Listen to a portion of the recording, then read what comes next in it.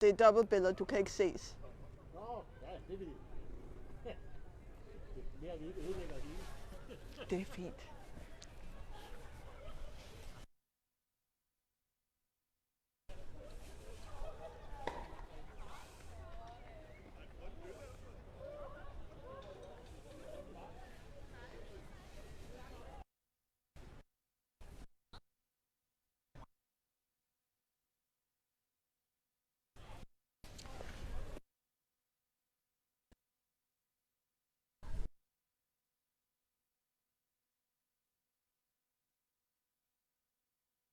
Hopefully it's working.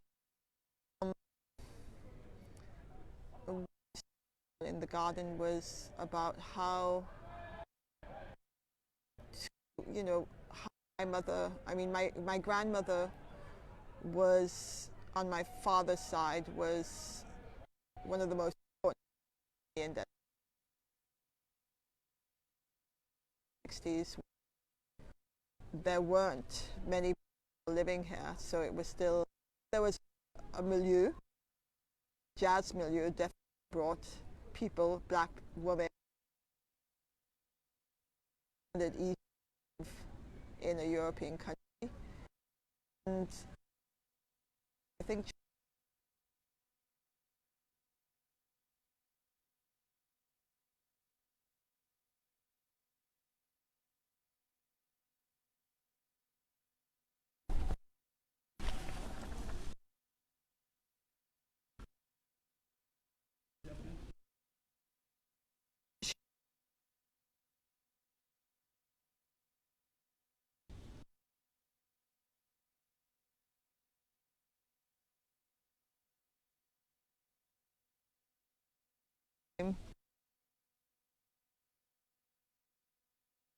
I don't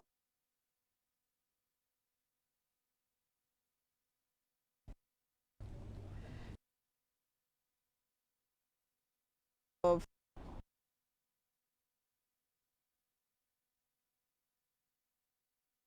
something my mother told me.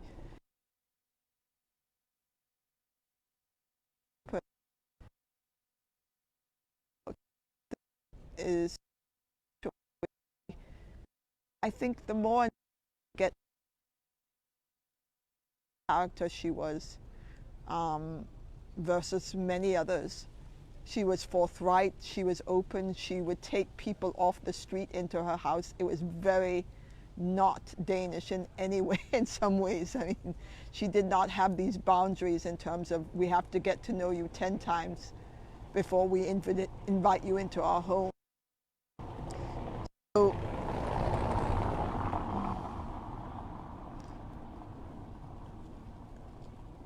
she was a very, she was progressive in some way for her own age. At the same time, she, like she said, she showed me these books and magazines that, this was how, the whole the way that the whole colonial mentality formed Danish ideas of the outer world was the way that people were traveling. There were a lot of people who were part of the Congolese warfare in Congo. That's where a lot of these collections that we have been coming from, and or Denmark has come from. And my grandmother read it. What used to happen was that these families or people who had been working in the army down there or who were mercenaries would write back into the local paper. And that's how people would get their news about other countries. And so she had to meet my grandmother. And when she met my grandmother, she realized my grandmother had more class than she did. My grandmother was extremely beautiful. So, as well as very, she had, as you would say in Jamaican, she had manners. The reason I'm bringing these kinds, I wanted to address from a personal point of view what my own story has been, is because I think that Danes are having a really hard time or at least the media is having a hard time dealing with what has happened with this huge movement. And I mean, Black Lives Matters and that protest that was the other day was really impactful in the sense of the amount of people and young people who were part of it was quite unusual and impressive. Nothing I've ever seen before in Denmark before. And I think it sort of really brought together a kind of a cultural clash of people who were far ahead and who were progressive and had very different ideas of where the world is going. And then a Denmark that is still very much living in the cultural boonies. Unfortunately, and the boonies, I mean like the wilderness. I mean, there is a kind of wish to feel that there is a sophistication of understanding on many levels. But I would have to say, after living here for so many years, I would have to say that it's still it's really one of the most backward places when it comes to cultural understanding. And this is one of our biggest challenges that we face, actually, I think most Danes face in Denmark, is that they really don't have socialized with that.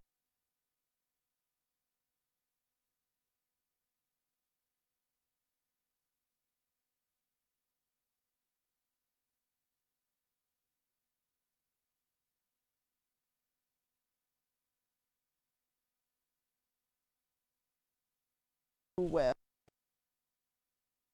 everything that control and you are all is the right way to go about it.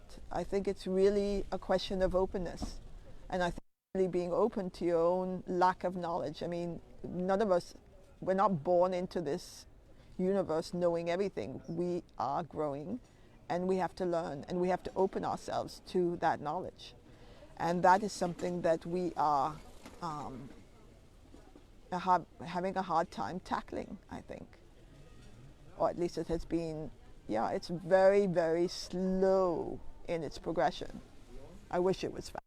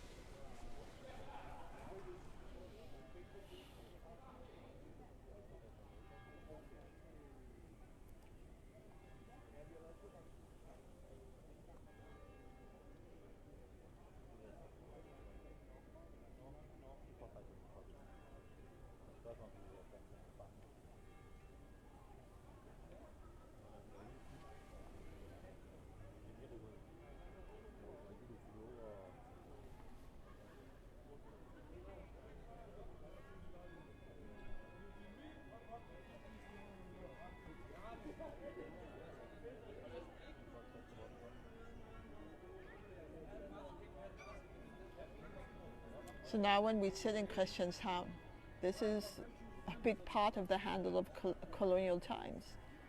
In reality, this is a port of transfer of goods and wealth and distinction and grouping. And someone earned off of it.